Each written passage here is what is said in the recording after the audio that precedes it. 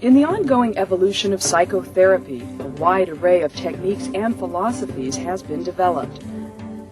But whether therapists subscribe to one particular orientation or use an integrated approach, there are common, universal challenges shared by all.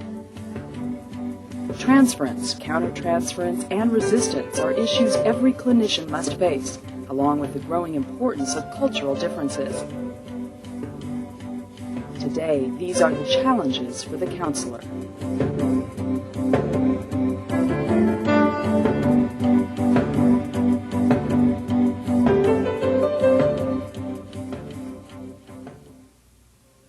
For more than 20 years, psychologist, author, and educator Dr. Gerald Corey has been teaching the art of integrated psychotherapy and counseling.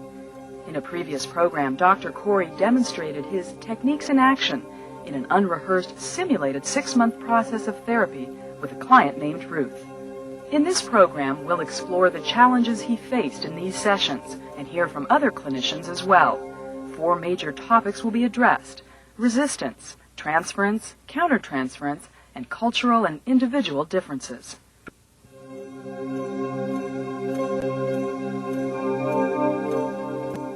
So how was it when you were thinking of coming here today? It's just like I want to be out of here, like I want to be done. I don't know what it is. I don't know where it's coming from.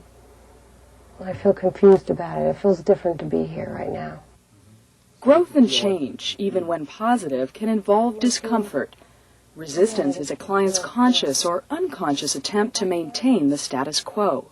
You know, if I can't take what we've talked about in here, what I've learned in here, and I can't take it home and have it met with any kind of approval, I figure, you know, what's the use? Chances are some of the people in your family are not going to like your changes. They're going to be very hesitant to be supportive. They're going to probably find ways to say, gee, I like the old you much better. That's what's happening. Yeah. Well, you said that sometimes things get worse before they get better. They might. And they are worse, and I'm not sure they're going to get better. Okay. Maybe I can't see down the road where things will be better. I can't guarantee that either. But you sound like you're convinced that they will. Resistance can take many forms. Excessive talking or intellectualizing, silences, or problems with attendance are some examples. The goal is not to eliminate resistance, but to use it as a basis for exploration and learning. I don't know with certainty. I just know that this is not always an easy process. And people just don't improve week after week. But sometimes they slide back, and sometimes, like you're having a lot of self-doubts. I see that a lot. But I think what's important is you can voice it as you're doing, and we can work with it. I'd like to try something with you in here. You're saying a part of you doesn't want to keep going, and you really had it was hard for you to get here today. You wanted to call and cancel even. I'd like you to do some work with that if you're willing. What did you have in mind? Well, what I have in mind is just be you. Be the part that wants to kind of cave in. Be the part that wants to quit and not go further because it's too tough and it's too tiring trying to convince everybody. And I want to be another part. I want to be the part that wants you to continue. Well, okay. I noticed you're looking at your watch. Well, I don't know if we had enough time to do that. Helping clients understand what's behind their behavior is fundamental. Here, Dr. Corey uses a role-play technique. Just coming here creates a big problem in my house. And it wasn't as though I didn't have any problems before, because I had a lot of them, and you know it. But I would go along with things, so nobody would be on my back about anything. And we just go along with. And I just swallowed it all, internalized it, got sick, beat up on myself. I don't want to do that anymore. Oh, sometimes I just think it's not going to get any better. Well, everything might not. If I went back to the way things were before, then it'd be quiet around my house for change. Often what lie beneath resistance are feelings of hopelessness or fear. You're telling me you'd just as soon be out of here. What do you choose to do? Well, I'm staying, even though I feel like I would like to leave, I'm staying. Mm-hmm. I'm here. You're here. And what's it like to be here right now? Well, I had thought about calling and canceling the appointment today. Mm-hmm. I was going to tell you that I was sick. I didn't want you to, think that I didn't want to come. It's a hunch, and I'll throw it out and you see if it fits. Is that this is scaring you. It's really scary to have all this flack at home from so many different fronts. And it seems to have temporarily at least gotten the best of you. You just want to give up at this point. I hadn't realized it, but I guess I am afraid.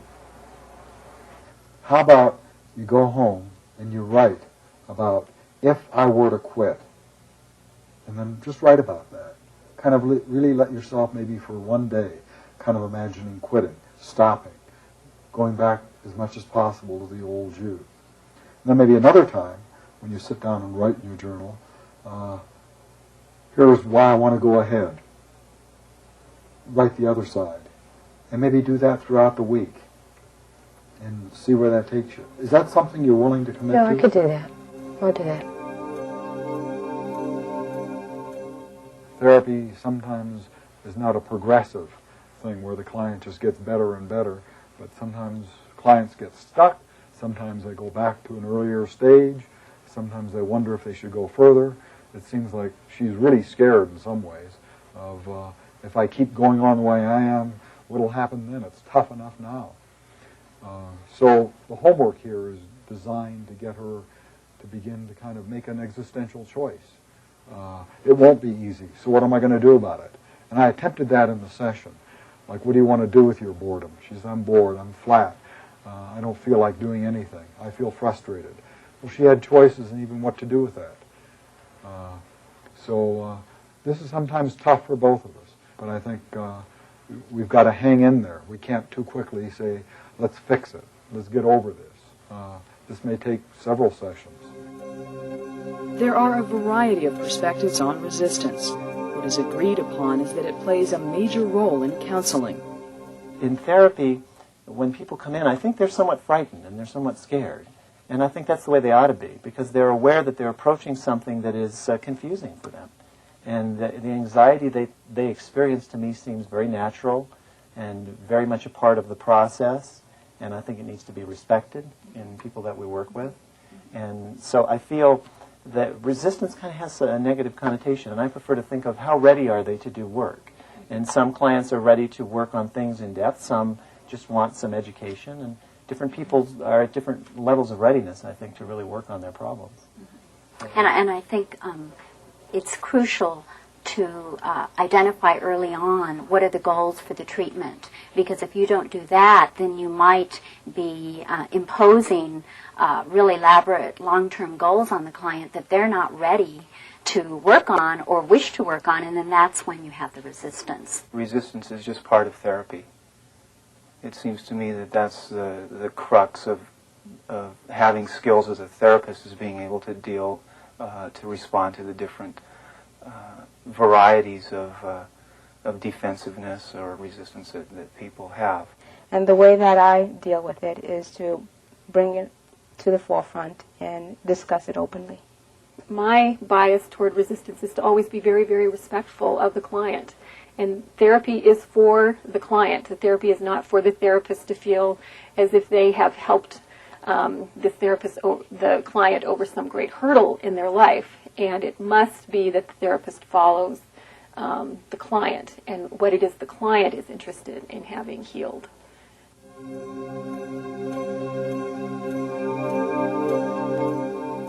Like, no matter how hard I try, that I can't please you. Like, I'm not working hard enough in here, or I'm not doing something right. That kind of reminds me of being with my father. Transference is a client's unconscious projection onto the therapist of feelings or attitudes from previous relationships. We were talking about my goals, or maybe it was more than a couple of weeks ago. We were talking about my goals, and you said that I was being vague.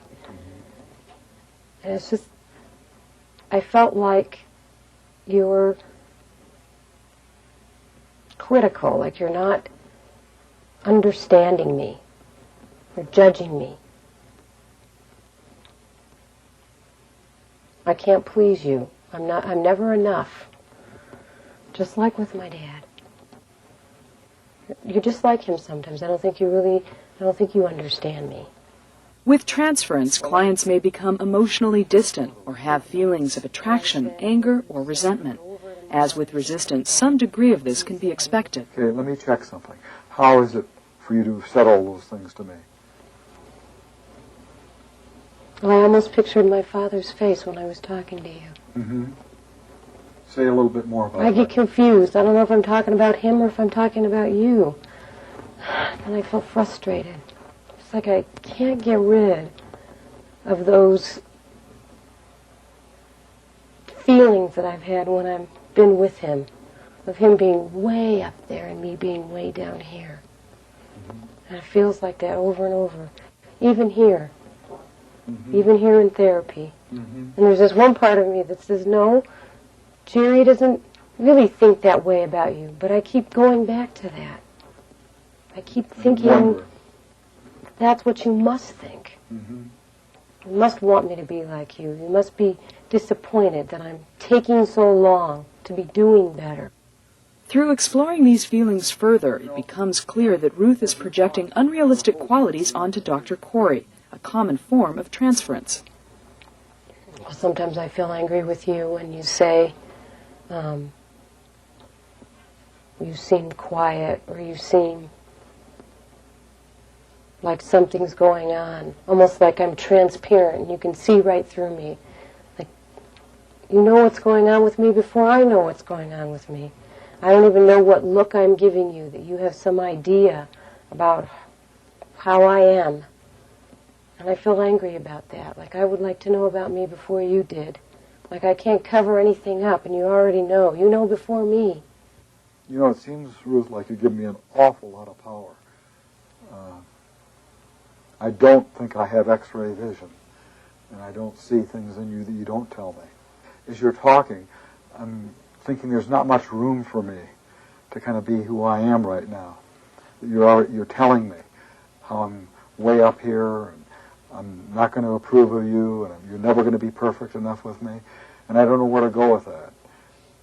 You're kind of telling me all the things I am, and not giving me much room to kind of be different with you.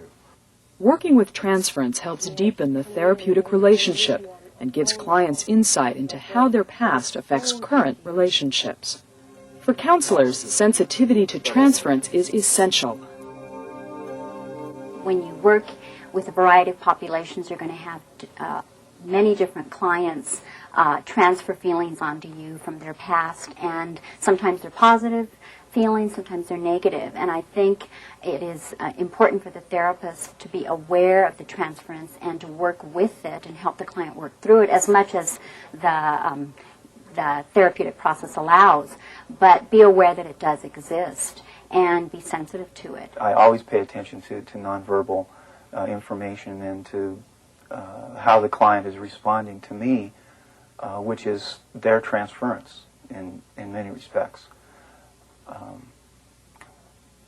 So I think that's vital information for the therapeutic relationship. I've seen that happen with other clients when they become perhaps upset with me, or that if they're wanting me to transgress therapeutic boundaries and come into a more personal relationship with them. And that would be an example of perhaps them looking for my approval as a therapist beyond just the therapeutic relationship.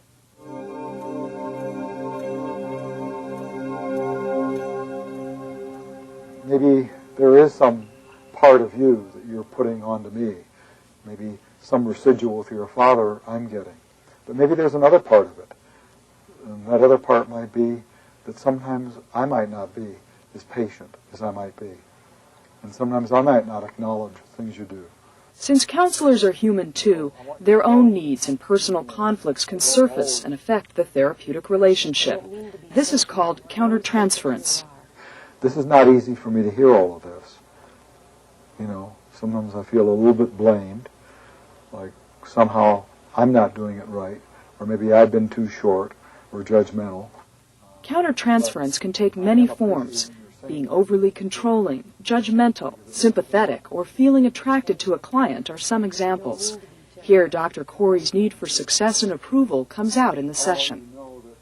You were saying sometimes you feel you're never enough. You can't do it right. And I think somehow you touch me with that personally. That sometimes I feel that no matter what I do, it's just not quite good enough. That it could always be better. Or if I didn't do what I did, and if I didn't produce, then I wouldn't be loved and accepted. So I think somehow I was tuning into that, and it was very easy to kind of feel with you on that. So, you know, I'm hearing you, but I want you to know I was very much with you in that. That it's not a struggle that's over with for me. Like transference, these feelings should be acknowledged, either in the session if appropriate, or through the counselor's own therapy or supervision. How was that to hear what I said? Well, it really surprised me. Surprised? What part surprised you? Well, that you'd be so willing to tell me about yourself.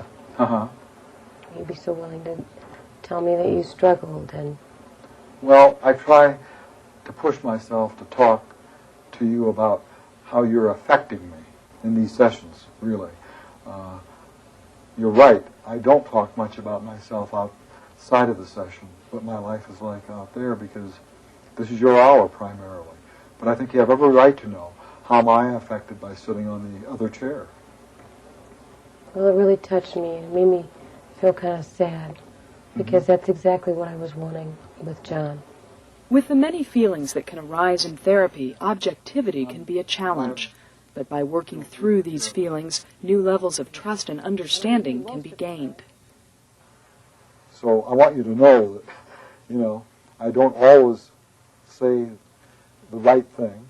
I'm not always as sensitive as I might be. And sometimes I might not acknowledge the work you've done.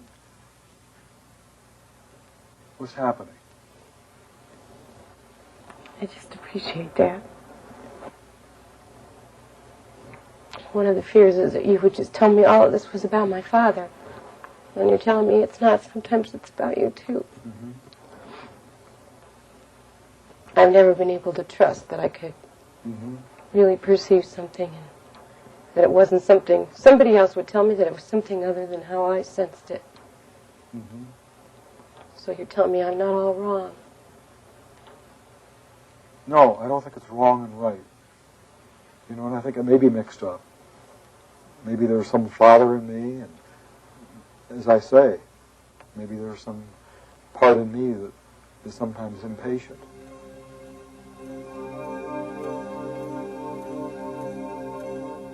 To the extent that we haven't dealt with past unresolved issues, it's going to creep in color, or here and now interactions. And I think we saw some of that with Ruth, that she made me into the critical father, she made me into the idealized father, the idealized husband, and I think it's not enough just to say it's simply transference.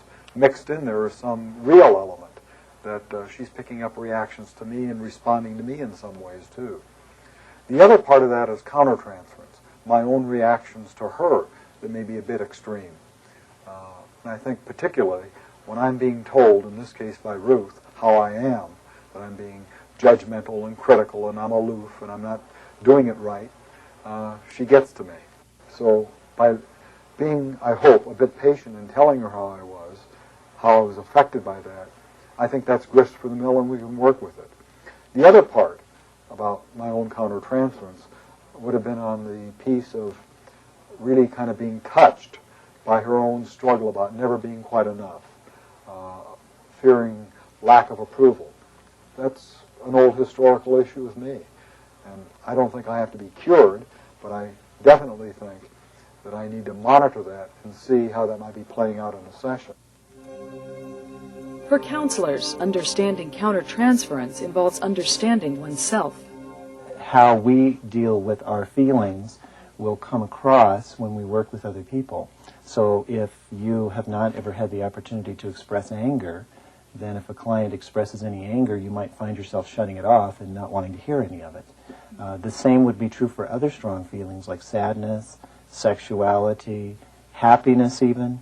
I mean, it may be that you didn't experience that much joy in your life, and so if a client begins to express that, you find ways of subtly, and again, I don't think it has to be blatant, I think it can be very subtle, kind of turning off the client and steering them in another direction. I worked with families a lot, and I found that I was very critical of the parents in the way that they parented.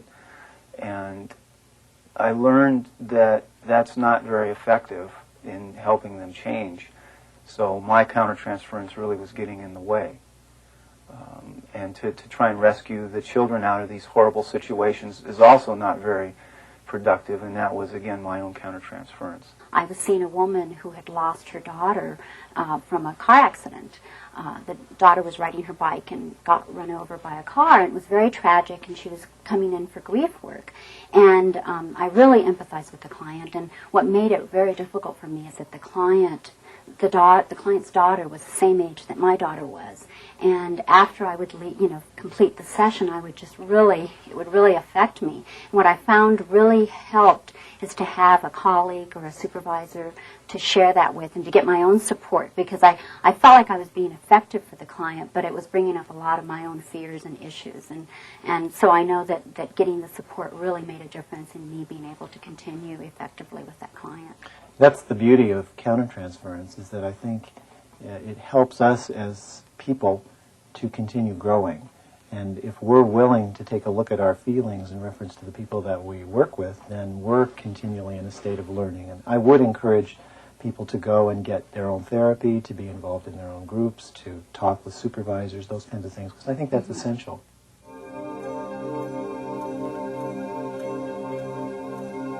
I realized how different you are from me. And what does that mean to you? It's true, I am different, probably in a lot of ways, but what differences do you see, and what does that mean to you? In therapy, cultural and individual differences pose their own challenges.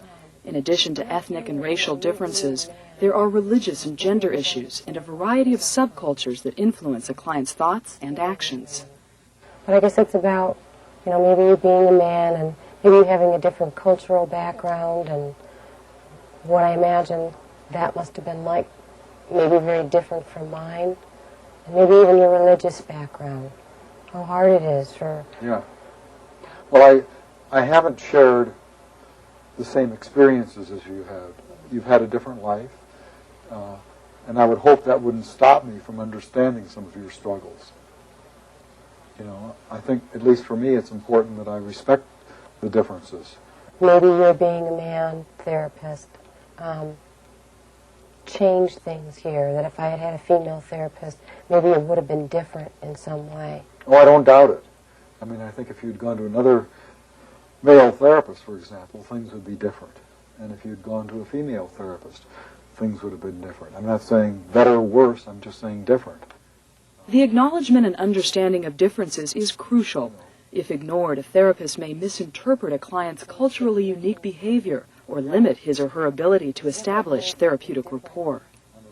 It would help me to kind of know what I need to understand about you, because I think your world is somewhat different. But I'm wondering if there are things you've talked about in here that somehow you felt I wasn't responsive to, or I didn't understand you. And if so, I think you need to let me know ongoingly, too. Like, what do I need to know about you that would help me work with you? Well, maybe you need to know that for a lot of generations, my family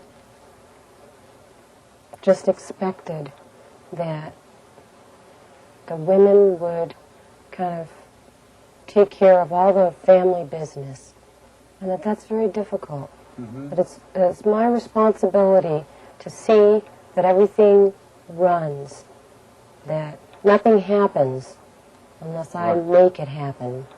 The meals don't get made, the children don't get disciplined. And when you've talked about that in the past, because you've talked about that a lot, do you think I haven't been able to understand that? Well, I wonder. I can't think of anything specific that's led me to believe that you haven't. I think how we work with these issues that came up is crucial. And another piece that I think is very important is that I'm open to letting the client teach me about what's important to her in this case, so I can work with her more effectively. And although I don't have the same worldview, I think I need to at least be sensitive enough to get into her worldview. I may not understand it fully. I won't. But I think I ought to be respectful of the differences and work with them in the therapy process. And to a large extent, I think that all therapy has to be culturally based. There has to be some awareness of how culture operates. So I would see that as very much a part of an integrative model, that in addition to the thinking, the feeling, and the doing, we're always having the cultural themes play out in one way or another. And they can be worked with like any other theme, like transference, countertransference, resistance, here and now issues. With increasing cultural diversity among clients, a counselor's education and sensitivity become even more important. I think one of the best ways is kind of like throwing a kid into a cold tub of water to learn how to swim, is to have people exposed to different cultures. And I think in that way you come across your own biases very quickly. You don't need to be a cultural anthropologist. What's important is, yes, you should know a little bit about the background of the person that you're working with. If you have an opportunity to gain more experience, that's even better, but that's not necessary. As long as you approach the client for who she or he is, and you deal with the client at that level. Often we have stereotypes of what cultures are like, and I think it's important that as a therapist, if you don't know much about the culture of your client, that you ask them to tell you about it, and you learn from them, and I think that really helps them feel proud that they can share with you and educate you about their culture, and it also opens up some insight into why that client is struggling with some issues. I think the most important thing for students to do in understanding different cultures is to listen and make a concerted attempt to understand whatever the client is trying to tell you without applying their own values to that, without judging that. In the end, the counselor's own growth and development are the keys to working with the challenges involved in helping others. The field challenges you constantly with things that you're only half aware of. And so to me it's an ongoing process of being aware of yourself and understanding yourself. It's extremely critical. You are your major therapeutic tool, and the more that I am aware of myself as a therapist in every domain, the more effective I think I will be able to be.